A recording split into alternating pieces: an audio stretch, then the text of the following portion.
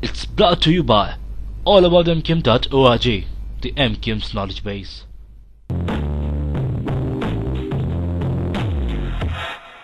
Assalamualaikum, good evening to program मुलाकात with a very exclusive guest. इस programme में हमने उन तमाम लोगों से, उन तमाम शख्सियात से जिन्हें आप दिल से प्यार करते हैं, एडमायर करते हैं, उनके काम को सराहते हैं, उनसे हमने आपकी मुलाकात करवाई. लेकिन जब हम सियासत, पाकिस्तानी सियासत और सियासतदानों की बात करते हैं तो अगर 1947 से 2010 तक जितने कहते हैं कि सियासतदानों की पूरी खेप आई, लेकिन उनमें आज पूरी आवाम इस बात से मुत्तफिक है, जिसमें मैं भी शामिल हूँ, कि उन तमाम खेप में मेजॉरिटी ने सिर्फ वादे किए, बातें की, लेकिन जो हमारे बुजुर्गों ने जो आज से 70 साल पहले एक अहद किया था, जो सोचा था कि एक आज़ाद मुमलिकत होगी, वहाँ पर हर तरह की आज़ादी होगी, माइनॉरिटी की भी वही आज़ादी होगी, मेजॉरिटी की बात सुनी जाएगी, लेकिन अनफॉर्चुनेटली पाकिस्तान को, जिसको आजकल हम कहते हैं कि सिस्टम की नज़र लगी, लेकिन हर दौर में सब जो लोग भी आए उन्होंने कहा मुस्तकबिल का पाकिस्तान ये होगा, मुस्तकबिल का पाकिस्तान वो होगा, लेकिन आज का पाकिस्तान जिस नहज पे खड़ा है उसकी जिम्मेदारी कौन लेगा? आज जिस मेहमान से मैं आपकी मुलाकात करवा रही हूँ, नो डाउट उनकी आला क़यादत में उन्हें एक जिम्मेदारी दी. ये इंसान आए, इन्होंने देखा, जिसको कहते हैं he came, he saw and he conquered. लेकिन सबसे स्पेशल बात मेरे इस मेहमान की ये है कि इन्होंने बातें कम की और काम कर दिखाया. This man believe in work, not in words. But unfortunately जब बात वही सिस्टम की आ गई तो एक तसलसल था, एक तरक्की देखी, और जिस तरह हमने आज तक हमने भी पढ़ा, हमारी आने वाली जनरेशन ने भी पढ़ा कि Karachi is the biggest city of Pakistan. But this man and his team prove, और उन्होंने Karachi is the biggest city of Pakistan को चेंज करके Karachi is the mega city of Pakistan में तब्दील कर दिया. जहाँ 62 साल में जो तरक्की होनी चाहिए थी वो 4 साल में इन्होंने कर दिखाई. नो डाउट आज भी हम इन्हें चाहते हैं कि उन्हें वही डेजिग्नेशन में हम इन्हें देखना चाहते हैं, लेकिन मुझे बड़ा अजीब सा लगता है कि इनके साथ मुझे साबित लगाना पड़ रहा है इनके नाम के साथ, लेकिन हमारे लिए हमेशा से इनका काम, हमारे लिए वो मिसाल है जो आने वाली यूथ या आने वाली जनरेशन को एक राह मुतय्यन करने में मिसाल साबित होगी. सैयद मुस्तफ़ा कमाल साहब आज हमारे साथ मौजूद हैं, इनसे हम बात करेंगे. और पूरी कौम, चाहे लाइकिंग डिसलाइकिंग अपनी जगह, आपकी न्यूट्रल लाइकिंग किसी भी सियासी जमात से अपनी जगह, लेकिन प्लीज इस रविश को अपनाइए कि जब कोई इंसान अच्छा काम करता है, वेदर उनकी XYZ किसी भी सियासी जमात से एसोसिएशन हो, लेकिन सच तो बोलिए.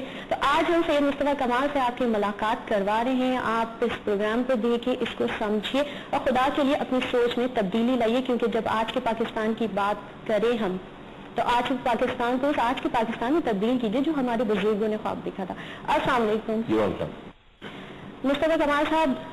जैसे सिटी नाज़िम हमेशा से आपके नाम के साथ आया, सिटी नाज़िम मुस्तफ़ा कमाल, और एक जिसको कहते हैं कि टोटल हमारी जो एक सियासी जो पॉलिटिकल पिक्चर होती है ना, जिसमें हमने हमेशा मैच्योर लीडरशिप को देखी, लेकिन आपकी सियासी क़यादत ने आप पर भरोसा किया, आप पर बहुत बड़ी जिम्मेदारी डाली.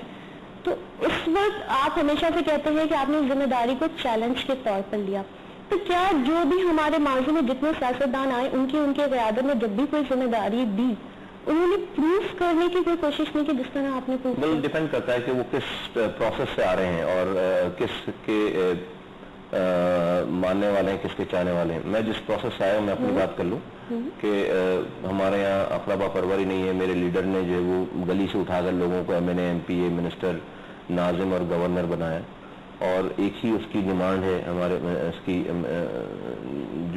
जो हमें कहा जाता है, सिखाया जाता है कि जी काम ही करके दिखाना है, डिलीवर करके दिखाना है. तो इस वजह से जो वो मुझे डिलीवर करना था और मैंने डिलीवर किया, और अपनी पार्टी की गाइडलाइन पर, अपने लीडर की गाइडलाइन पर मैंने अमल करते हुए सारा काम किया. मोटिवेशन आपका कहाँ से? वेल डेफिनेटली अपने लीडर से, अपने कायद से. उन्होंने मुझे मोटिवेट किया, उन्होंने मुझे बताया कि तुम ये कर सकते हो, उन्होंने मुझे कॉन्फिडेंस दी, उन्होंने मुझे ये जिम्मेदारी दी, और फिर जिम्मेदारी पे चलने का तरीक़ाकार भी सिखाया, सपोर्ट भी की साथ.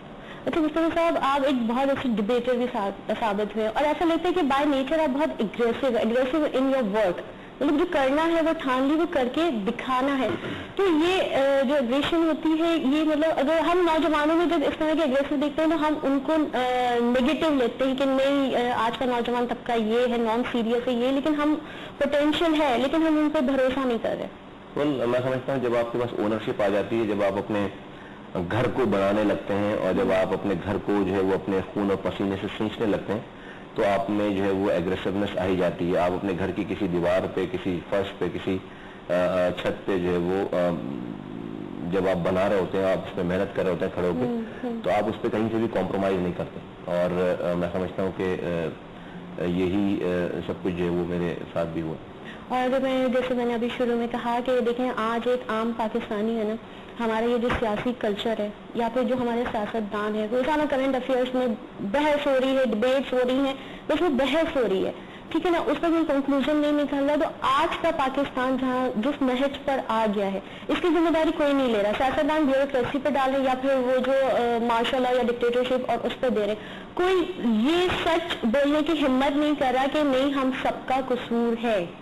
وہ ڈیفینیٹلی دیکھیں ایز اے قوم تو ہمیں سب چیزوں کو ایکسیپٹ کرنا چاہیے اور ہمیں اس بات کو مان لینا چاہیے کہ ہم سب نے مل کے ہی جو ہے وہ آج جس نہج پہ پاکستان ہے, اگر لیڈران بھی آتے ہیں یا لوگ آتے ہیں, الیکٹڈ لوگ آتے ہیں, تو وہ ہمارے ووٹوں سے ہی ہو کر آتے ہیں. ڈیفینیٹلی جو ہے وہ ایز اے قوم ہمیں اس کی رسپانسبلٹی جو ہے وہ قبول کرنی چاہیے جو بھی آ جائے. صحیح. اچھا, جیسے کہ آپ نے کام کیا, دن رات ایک کر دیا, بلکہ آپ کے بارے میں یہ کہا جاتا تھا کہ اس وقت آپ نے لوگوں کو جو ہے نا, چاہے جو آپ کی ٹیم تھی یا جو اسٹاف تھے, ان کی جیسے ایک گورنمنٹ سروسز یا گورنمنٹ آفیسز میں پہلے یہ کہا جاتا تھا کہ لنچ بریک کا مطلب ہوتا ہے کہ ختم. لیکن آپ جب آئے آپ نے سب کو کام کرنے کی, مطلب آپ اتنے اسٹرکٹ تھے, اتنے ڈسپلن تھے کہ آپ نے ان تمام لوگوں کو ٹائٹ بھی کیا.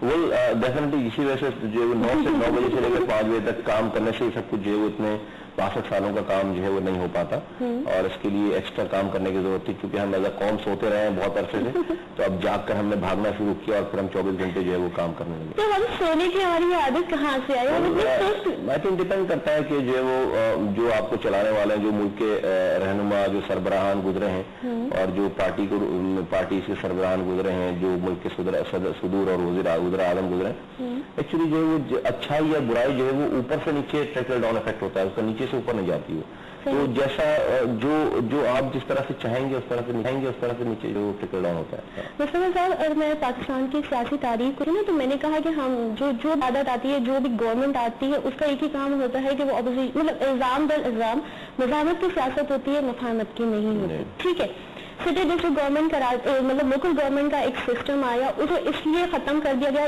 یہ کہہ کے کہ یہ ایک ڈکٹیٹر کا لایا ہوا تھا. لیکن دیکھیے, اچھائی برائی, اچھے برے کام سب جگہ ہوتا ہے, نظام کوئی بھی خراب نہیں ہوتا, اس کو چلانے والوں پہ ڈپینڈ کرتا ہے.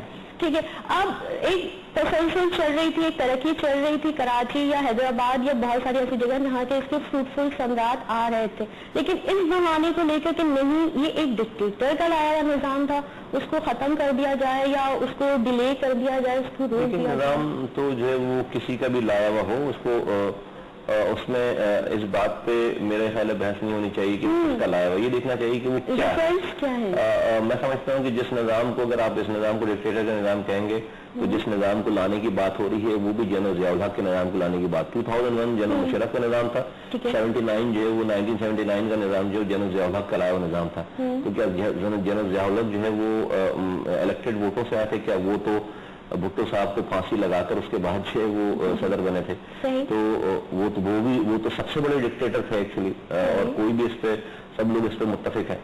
تو میں سمجھتا ہوں کہ یہ والی بحث جو ہے وہ نہیں ہونی چاہیے.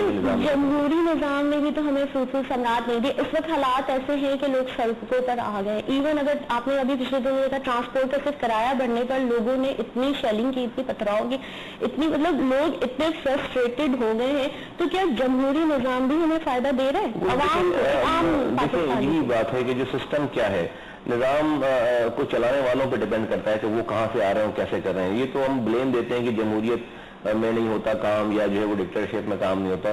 نظام کو چلانے والوں کی ذمہ داری ہے ساری, اور ان کے اوپر ڈیپینڈ کرتا ہے کہ وہ اگر جاگیردارانہ وردارانہ نظام اس ملک میں رہے گا, چند خاندانوں کی حکومتیں رہیں گی, باپ دادا پردادوں کے زمانے سے لوگ ایم این اے, MP, منسٹر, وزیر بنتے چلے آ رہے ہیں. اپنے علاقوں میں انہوں نے جو ہے وہ ایک پرائمری اسکول نہیں کھولا, لیکن اپنے بچوں کو ضرور وہ لندن امریکہ پڑھنے کے لیے بھیجتے ہیں. جب ان کا باپ جو ہے وہ پولیٹکس میں یہاں بوڑھا ہو جاتا ہے تو بیٹا آتا ہے, ذمہ داری سنبھال لیتا ہے.